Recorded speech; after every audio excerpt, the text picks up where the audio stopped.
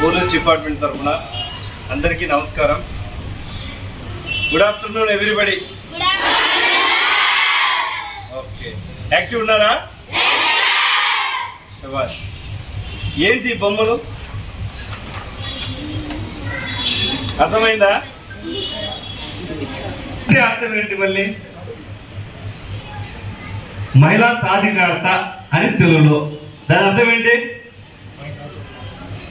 దశలోనే మనం women empowerment, మహిళా సాధికారత. మహిళా సాధికారత అంటే ఏమంటే,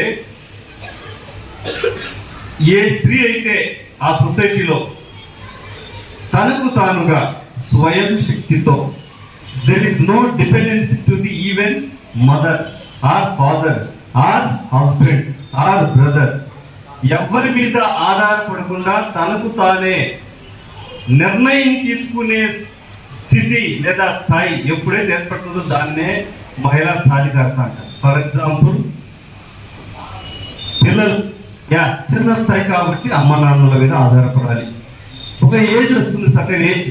అంటే ఈ సొసైటీలో మనం పెట్టుకున్న చట్టాల మేరకు ఒక మనిషి, అది మేల్ కానీ ఫీమేల్ కానీ, మహిళ కానీ పురుషుడు కానీ, మేజర్ అంటున్నాం. 18 సంవత్సరాలు నిండిన ప్రతి పురుషుడు ఓటు హక్కు అవుందో, 18 సంవత్సరాలు నిండిన తర్వాత స్వయం సాధికారత. మహిళకు అనేది ఒక మనిషికి సొంతంగా నిర్ణయం తీసుకునే, తన భవిష్యత్తుని నిర్ణయించుకునే కెపాసిటీని, అలాంటి స్వేచ్ఛాయుతమైనటువంటి వాతావరణాన్ని కుటుంబం నుంచి, స్కూళ్ళ నుండి, భర్త దగ్గర నుండి, తల్లిదండ్రుల దగ్గర నుండి, అలాగే వాళ్ళ కుటుంబ సభ్యుల దగ్గర నుండి అందరూ ఎప్పుడైతే ఫెసిలిటేట్ చేస్తారో, అలాంటి వాతావరణాన్ని కల్పిస్తారో దాన్ని ఉమెన్ ఎంపవర్మెంట్ అంటారు.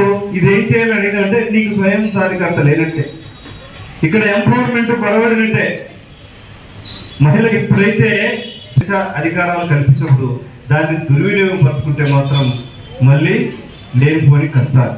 కాబట్టి ఎందుకు ఇవంతా ఈరోజు మనం చెప్పాల్సి వస్తుందంటే, మనం సొసైటీలో అందరికీ అన్నింటికి మూల వేరు. మనం జన్మించేటప్పుడు మన జన్మమే అమ్మ రక్త మాంసాలతో తన దేహాన్ని పరుస్తుంది.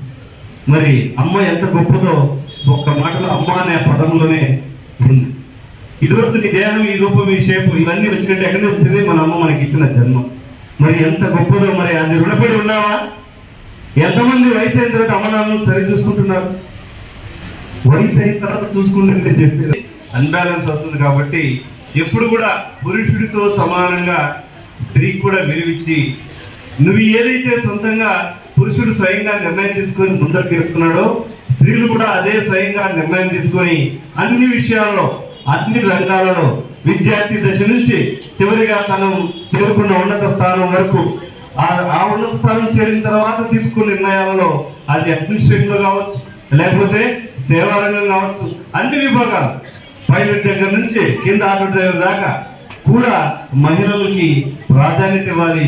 వాళ్ళు అలాంటి పని చేస్తే కొంత డిఫరెంట్ గా కాకుండా, ఆటో డ్రైవర్ ఒక స్త్రీ నడుస్తుంది, ఆటో డ్రైవర్ అంటేనే అందరూ ఒక 10 మంది అయ్యో ఈమె డ్రైవర్గా, ఈమె ఆటో నడుస్తుందా అని విచిత్రంగా చూస్తున్నాం. మరి ఆమె యొక్క ధైర్యాన్ని, ఆమె సొంతంగా తన కాళ్ళ మీద నిలబడి బతికేదానికి ప్రయత్నిస్తుందని ఎంకరేజ్ చేయాలి. బట్ ఆ రోజులు కూడా వచ్చాయి.